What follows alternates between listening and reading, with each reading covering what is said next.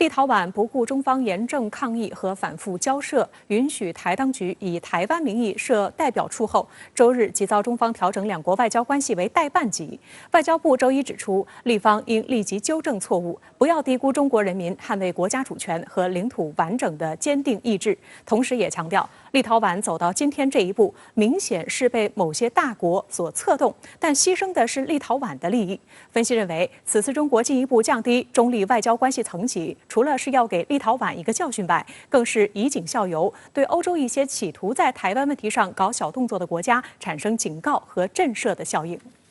上周四，立陶宛不顾中方严正抗议和反复交涉，允许台湾当局设立驻立陶宛台湾代表处。中国外交部周日在声明中表示，此举公然在国际上制造一中一台，背弃立方在两国建交公报中所作政治承诺，损害中国主权和领土完整，粗暴干涉中国内政。中方对此表示强烈不满和严正抗议，决定将中立两国外交关系降为代办级。外交部发言人赵立坚周一再次强调，立陶宛不顾中方严正抗议和反复交涉，允许台湾当局设立驻立陶宛台湾代表处，是在国际上公然制造一中一台，开创了恶劣先例。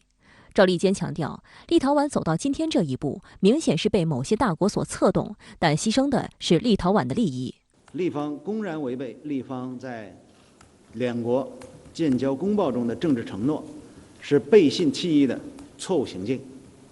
鉴于中立赖以建立大使级外交关系的政治基础遭到立方破坏，中国政府为了维护自己的主权和国际关系基本准则，不得不将中立两国外交关系降为代办级。立陶宛政府必须承担由此产生的一切后果。今年以来，立陶宛对华恶意动作不断。5月，立陶宛议会通过一项有关涉疆所谓种族灭绝的动议。随后，立陶宛又宣布退出中国中东欧国家17+1合作机制，并试图拉欧盟其他国家一同退出。随着立陶宛对华挑衅越来越严重，中国反制措施也逐步升级。8月10日，中国召回驻立陶宛大使，并要求立陶宛政府召回驻中国大使。根据维也纳外交关系公约规定，常驻外交代表分为3个等级：大使级、公使级、代办级。其中，大使、公使是由国家元首向驻在国元首派遣，代办是由一国外长向另一国外长派遣，是最低级外交代表。因此，互派代办、互设代办处只能称为半建交，离断交只有一步之遥。将外交关系降为代办级，意味着两国外交关系发生倒退。历史上也曾出现过。上世纪80年代，荷兰政府批准向台湾出售6艘潜艇，中国表示强烈反对，并召回了驻荷兰大使。虽然荷兰最终只向台湾出售了2艘，后续4艘未能成交，但中国还是在1981年5月将与荷兰的外交关系降为代办级。直至1984年2月1日，荷兰方面做出了一些改变和承诺，两国才恢复大使级外交关系。此次将中立两国外交关系降为代办级，为40年来的第2次。对于中方是否有同立陶宛断交的打算，赵立坚周一回应称，这要看立陶宛下一步实际行动。中方的有关决定已经充分体现了中方的严正立场，我们将采取一切必要措施，捍卫国家主权和领土完整，维护自身核心利益。接下来，大家最应该关心的是立陶宛究竟是要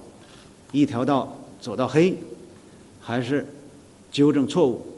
亡羊补牢。德国柏林日报分析认为，中国目前还没有与立陶宛断交，只是用外交降级来警告立陶宛，这是因为立陶宛官方仍自称坚持一个中国原则。报道称，一个中国原则是中国外交的红线，但无论如何，与台湾发展官方关系是不被北京接受的。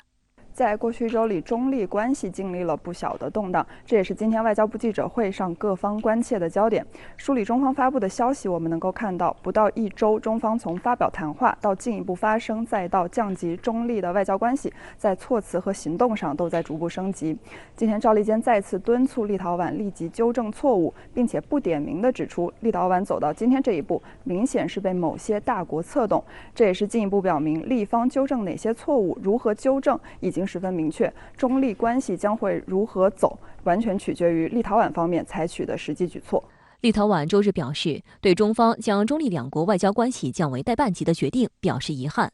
立陶宛副外长曼塔斯·阿多梅纳斯还强词夺理表示，台所谓代表处不具外交地位。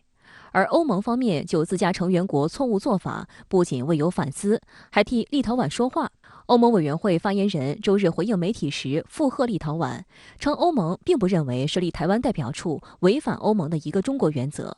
对此，赵立坚周一强调，欧方有关言论罔顾事实，也显然背弃了1975年中欧建交时欧方对中方的承诺。如果有人认为台湾是一张可以打、很好打的牌，认为可以通过它损害中国的利益，那是彻底打错了算盘。这种行径绝不可能改变两岸同属一个中国的事实，只会更加坚定中国人民捍卫主权和领土完整、实现祖国完全统一的坚定决心。立陶宛是位于欧洲波罗的海的一个小国，全国人口不到300万，面积也只有6.5万平方公里。然而，作为欧盟和北约的成员国家，立陶宛虽小，却是欧洲国家当中对中国、俄罗斯立场最为强硬的急先锋国家。而就在欧盟表态之前，立陶宛刚刚透露，立陶宛即将同美国进出口银行签署一项6亿美元的出口信贷协议。结合欧盟表态，就有外媒认为这是美国和欧盟在该事件上同立陶宛站队，并给予立陶宛支持。中立两国的外交关系降为代办级，不仅意味着双方的政治交流陷入停摆状态，在经贸方面也对立陶宛产生实质的制裁效应。立陶宛与中国有往来的领域包括高科技、农业、食品加工、木材、服饰与物流业。早前已有立陶宛商界人士表示，由于从中国进口原物料受到限制，谷物业已遇到问题，木材业也面临类似挑战，乳制品业、肉品业则担心出口受到影响。俄罗斯观点报分析认为，立陶宛在台湾问题上激怒中国纯属愚蠢。近来，欧洲对中国商品的需求大增，中国到欧洲的运输线路甚至出现拥堵，而立陶宛铁路和港口运输量却在下降，收入大减。中国已几乎停止从立陶宛进口木材、鱼类和乳制品，并将立陶宛从贸易线路上删除。报道称，立陶宛与俄罗斯的激烈争吵已经给其经济带来了巨大损失。近来又追随美国与中国对抗，同样未考虑经济后果。此外，立陶宛与邻国白俄罗斯关系也非常紧张，两国边境的难民潮让立陶宛焦头烂额。近年，美国实施全面围堵中国的策略，加大打台湾牌的力度。欧洲一些在安全上依赖美国的国家，为了讨好美国，企图跟随美国的脚步，加强与台湾方面的关系。去年，捷克参议长率团访台，上月台外事部门负责人窜访捷克、斯洛伐克和比利时。香港大公报的分析认为，此次中国进一步降低中立外交关系层级，除了是要给立陶宛一个教训外，更是警告其他国家勿步立陶宛后尘。那这个当然对于这个立陶宛来讲呢，是一个非常重要的一个警示的一个作用。那因为这个立陶宛它是欧盟的国家，那所以是不是在欧盟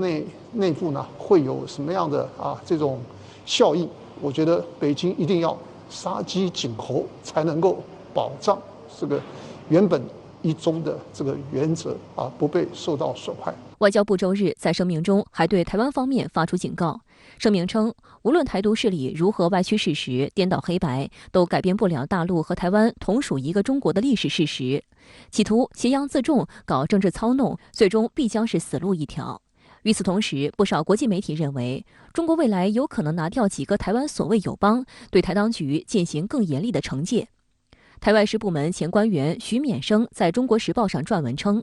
台在立陶宛设立代表处恐因小失大。文章认为，立陶宛同意台当局设代表处，可换得台湾提供经贸利益，而根据往例，最后的苦果往往由台湾承担。文章说，目前民进党当局与洪都拉斯的所谓邦交已出现警讯，如果大陆再从中使力，将诱使洪都拉斯转向。若洪都拉斯真的断交了，得失之间该如何计算呢？他会在要拔除台湾邦交国的这个部分他绝对会全力加码，那这样子的话，就会使得台湾这边呢，你说一方面你可能在这个立陶宛上面你有一些收获，可是你在其他的地方会不会有什么样的损失？那我觉得这个台湾这边可能要仔细的评估一下。